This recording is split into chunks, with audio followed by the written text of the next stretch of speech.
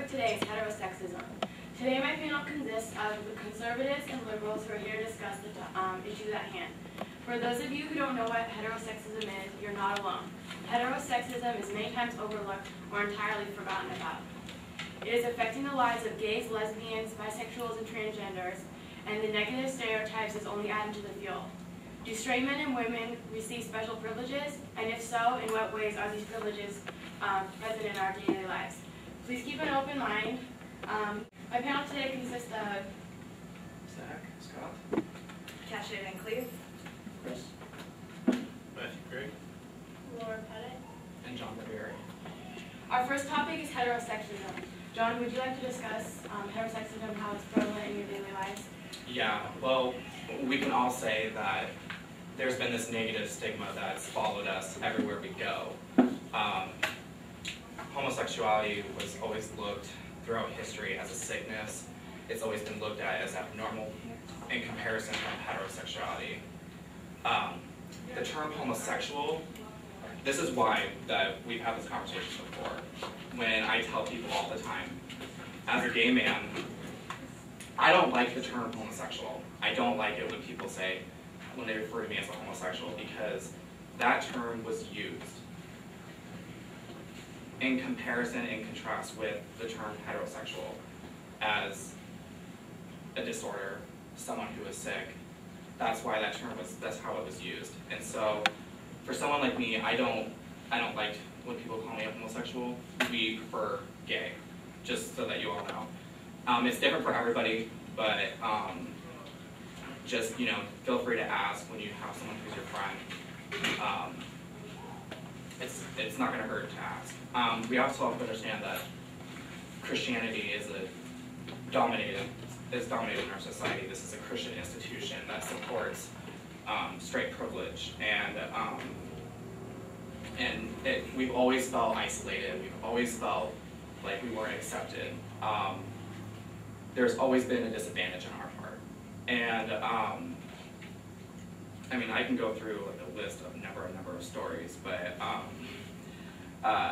there's this this whole thing about when you are the agent, or excuse me, when you're the target, which is the target is the people who are outside the norm, people who do not fit with the generic mythical norm of our society. When you are a target group, you have the burden of always having to keep the one that's in the agent comfortable. You always have to change yourself. If you guys want to hear an example, my senior year, I was in my class, it was my English class, and we always had talked about social issues.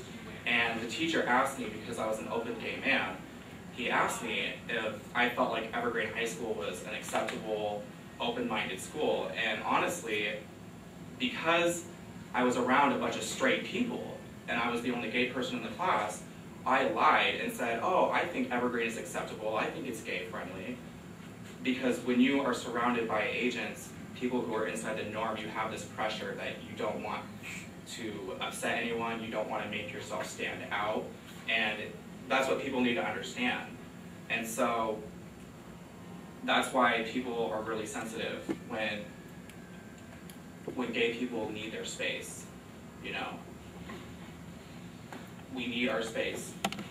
So like, if I'm at a gay club and I constantly feel like society bombards us all the time with straight privilege, all the time with, just being surrounded by it, and the whole like, oh, PDA, like gay people, as soon as they show an ounce of affection towards someone of the same sex, oh, they're being PDA, they're too PDA. But straight people, you see them every day in the park holding hands, couples kissing before, one of them goes to class. And that's their privilege. Gay people can't do that. We have to conceal who we are. We have to make sure that we're downtoning our gayness to make people inside the norm who are straight feel comfortable. And when I was talking about we need our space, like for an example, when we're at the club or something like a gay bar, gay club, gay organization, whatever, one thing is there's nothing that's more offensive when someone intrudes on your culture and makes it their own. I actually go to the Escape nightclub regularly. It's an all-age gay club in downtown Portland. I go there and I dance with my friends, my queer friends. We have fun.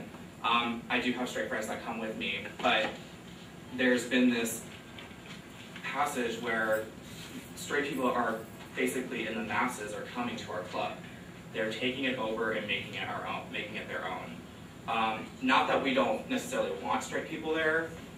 They can come if they're coming with their gay friends, but when it's like a mass of straight people that come to our club and make it their own, that's when we feel like our culture is being taken away from us, just like how the Europeans came to this land and took the land from the Indians. They invaded their culture just like that. So I don't know if any of you guys have anything you want to say, or if you have any stories or anything that you would relate that to. But that's my experience with heterosexism and dealing with straight privilege. I think you make a good point, about space.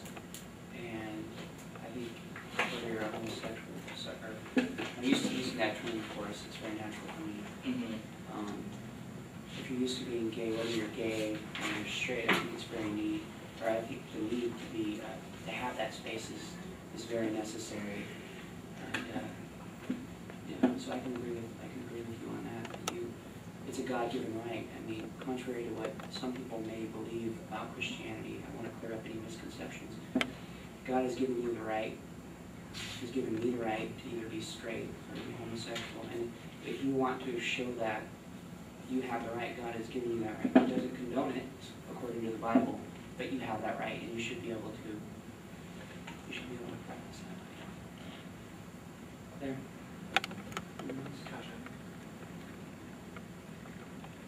Not a lot I could say about experiencing heterosexism as a straight, because it's not going to negatively affect me the same way it would affect you. I could discuss it as a concept, but not like tell you a story about it or tell you a story about that. So there's not much I can say about it. Yeah. Anybody else? Yeah, I agree with them. Being straight, we can't really compare ourselves to the struggles that gays have to go through. Like, you can't put yourself in our shoes. Exactly. Yeah.